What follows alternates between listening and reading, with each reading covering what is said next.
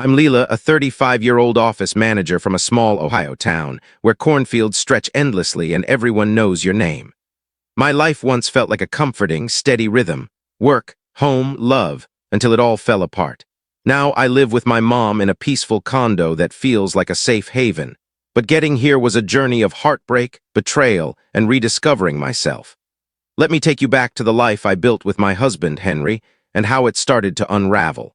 Henry and I were married for 9 years, and every moment with him felt like a treasure. He was 6 years older, with a laugh that could brighten any room and a heart so kind it restored your faith in humanity.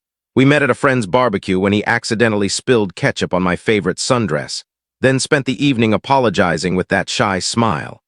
I fell for him deeply. His warmth, his quiet strength, the way he listened like my words were the only ones that mattered. But life wasn't always smooth. Henry worked at a corporate firm in Columbus, analyzing data and winning over clients. His boss, though, was a nightmare, humiliating him in meetings, piling on unrealistic deadlines, and spreading rumors to keep him in line. It wore Henry down, leaving him sleepless, his eyes shadowed with stress. He saw a therapist, took some time off, but the toll was heavy. He quit, and for a while we relied solely on my income. I worked at a logistics company, organizing schedules and keeping the office running smoothly. I loved my work, the structure, the purpose, but it wasn't enough to sustain all our dreams. Henry took 3 months to heal, gradually becoming himself again. His therapist was thrilled with his progress, and I'd catch him singing in the kitchen, his old joyful self shining through. He landed a new job at a small firm, earning less than half his previous salary but loving the work. It was in data analysis, his true passion, and he'd come home with stories about his projects, his eyes sparkling again. We talked about starting a family, but with our finances tight and my mom's situation, we decided to wait. It was just the two of us, and that felt enough until everything changed. My mom had been on her own since my dad passed when I was in middle school. She was fiercely independent, raising me with love and determination in our old, creaky house. But a car accident left her paralyzed, relying on a wheelchair to get around. Our family home, with its steep stairs and narrow halls, wasn't suitable for her needs. Henry, without a second thought, said, "Let's have her live with us." I was amazed by his generosity. My mom was too. She'd always seen Henry as a son, but this was extraordinary. It meant building a new home, one she could navigate easily, and that's where Henry's grandfather stepped in.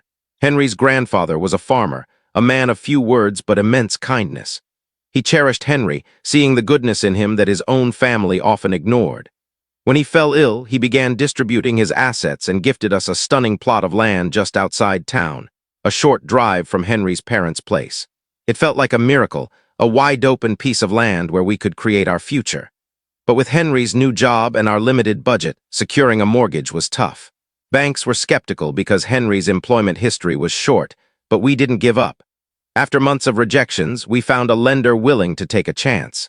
We designed a single-story home, perfect for my mom. Wide doorways, no stairs, a bright yard where she could read and enjoy her coffee. The house had oak beams, hardwood floors, and a kitchen tailored to my height. Every detail felt like a step toward a better life. We'd visit the construction site daily, watching our dream take shape. Henry would squeeze my hand, smiling, saying, "This is ours, LILA, for you, me, and your mom." But not everyone shared our joy. Henry's family, his mom and his sister, Megan, lived nearby, and their bitterness was palpable. Megan, a part-time real estate agent with a cutting wit, scoffed when we shared that my mom would live with us. "What? You're dragging her into your fancy new house?" she said, her tone dripping with disdain.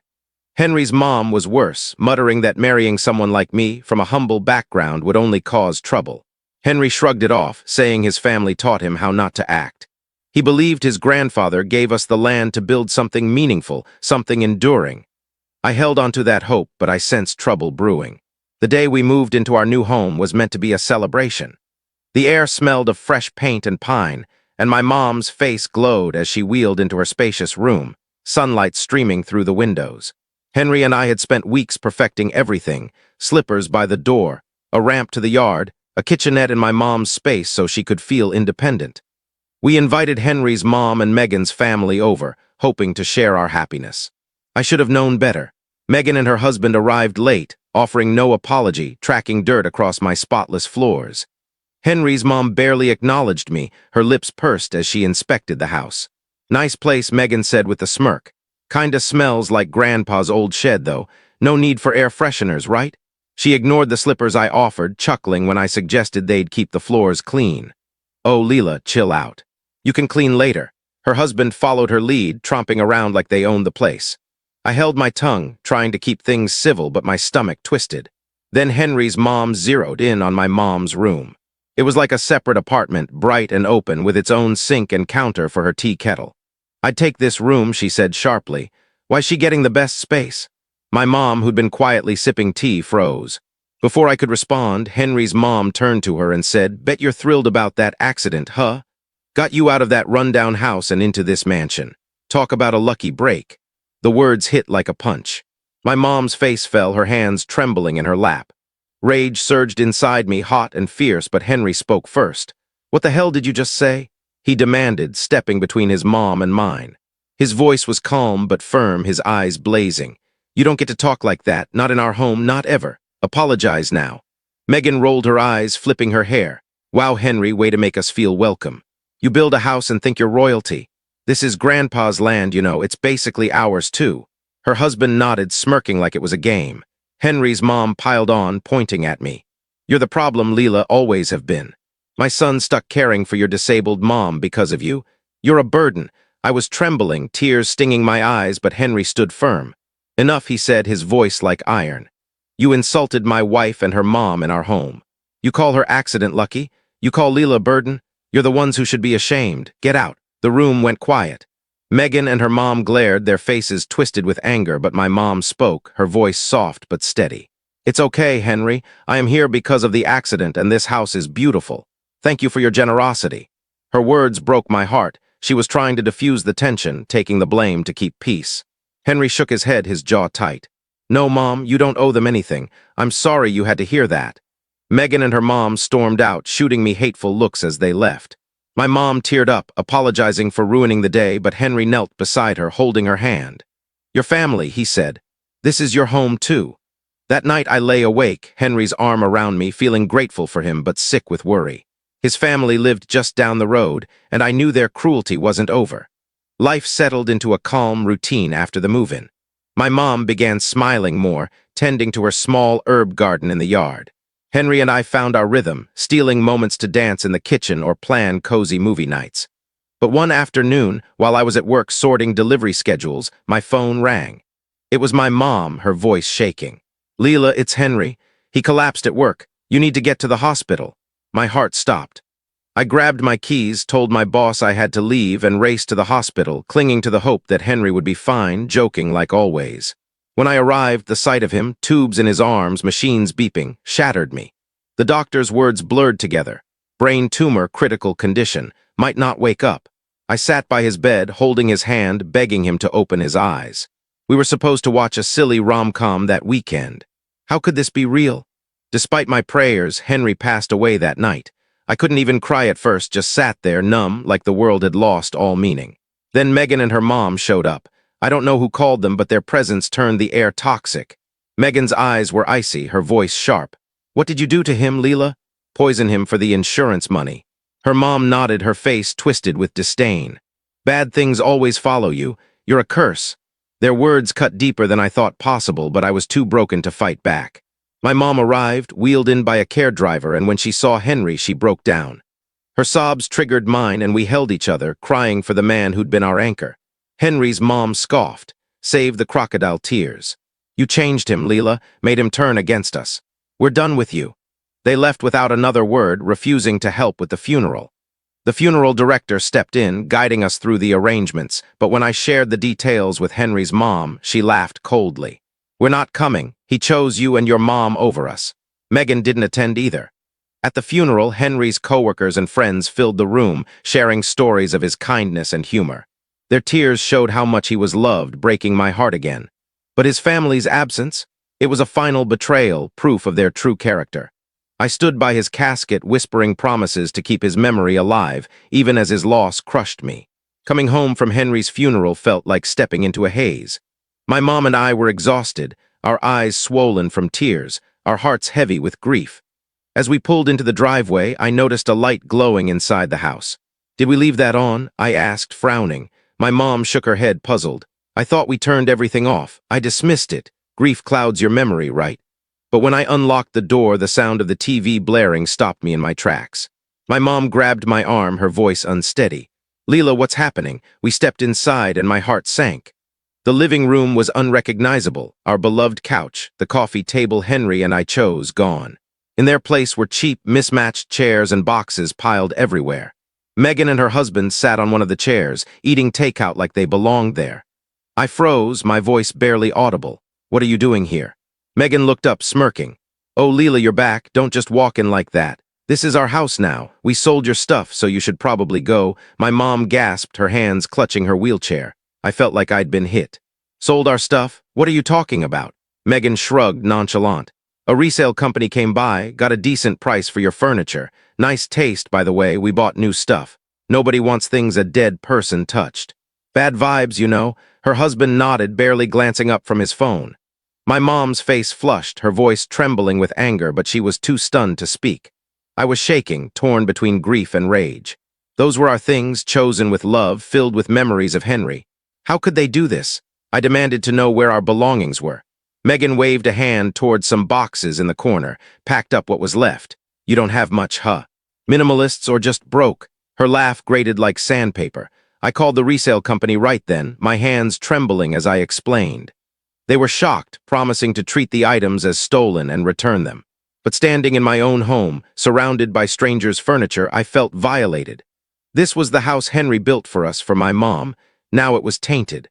That night, my mom and I sat in her room, the only space they hadn't touched.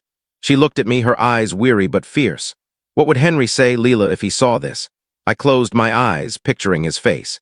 He'd always said some people, including his family, would never understand kindness, no matter how hard you tried. He'd tell us to walk away, I said, my voice cracking. He'd say they're not worth our fight. My mom nodded, squeezing my hand. On impulse, I found an accessible apartment online and signed a lease the next day. The resale company held our furniture, and 3 days later we moved out, leaving the house and Henry's family behind. It hurt, but I knew it was what he'd want. Leaving the house felt like losing Henry again, but it also felt like freedom. My mom and I settled into our new apartment, a cozy place with wide doors and a balcony where she could read in the sunlight.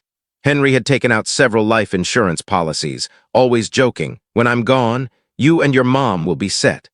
His words, once a light-hearted quip, became our lifeline. The policies paid out more than I'd expected, enough for us to live comfortably for years. Since I'd bought the house in my name, Henry's job history made him ineligible for the mortgage. I stopped paying the mortgage. Per our agreement, the bank would auction it off after 4 months. Those 4 months passed quickly, and soon my phone was flooded with calls from Megan and her mom. I ignored them at first, their names flashing like a bad memory. But they were persistent, so I finally answered. Megan was yelling before I could speak. "The house is being sold. What did you do?" Turns out they'd moved into the house after we left, thinking they could claim it. But when the bank seized it, they were locked out, left scrambling. Megan admitted she'd quit her job, and her mom had sold their own house to cover gambling debts. Even the parking lot they'd inherited from Henry's grandfather, their main income, was gone, sold off years ago. Megan's mom chimed in, her voice desperate. "Lila, I'm sorry. Can we start over? Maybe lend us some money?" I almost laughed. "You called me a curse, said I ruined your son. We're done. You made that clear." Megan erupted, screaming, "You monster. Give us the money." I hung up, my heart pounding but calm. I'd spent months working with a lawyer to ensure the house was auctioned smoothly. It wasn't personal, it was practical. The sale went through, and the money, combined with Henry's insurance, gave us a fresh start. We found a new home, a luxurious condo in a secure building, with a spacious balcony where my mom could sip coffee and lose herself in her novels. Henry had always wanted her to have a space like that, a place where she could feel free, not self-conscious. The condo was smaller than our old house, but every inch felt like us, safe, quiet hours. The furniture we'd reclaimed filled the space, each piece a reminder of Henry's love. I could almost hear him saying, "See, Lila, told you I'd take care of you." Meanwhile, Megan and her mom ended up in public housing, their lives falling apart. Neighbors complained about their late-night fights and reckless behavior, like hosting a barbecue on a tiny balcony, sparking safety concerns. Megan's husband left, unable to handle the chaos. The community was fed up, talking about eviction to restore calm. The irony wasn't lost on me. Henry used to say, "What goes around comes around," and he was right. Their greed, their cruelty had caught up with them. As for my mom and me, we're building a life Henry would be proud of. The condo is our sanctuary, a place where we can laugh, cry, and remember him without fear. I think of him every day, his smile, his strength, the way he stood up for us. Living well, surrounded by love and peace, is my way of honoring him. He gave us so much, and I'll carry his light forward no matter what. To everyone who's followed this journey, thank you. You've walked with me through grief, betrayal, and a hard-earned peace. If this story touched you, hit that subscribe button and join us. Every home we build, every memory we keep, tells a story of love, resilience, and starting over. Keep chasing your own light, and I'll meet you in the quiet moments where the heart finds its home.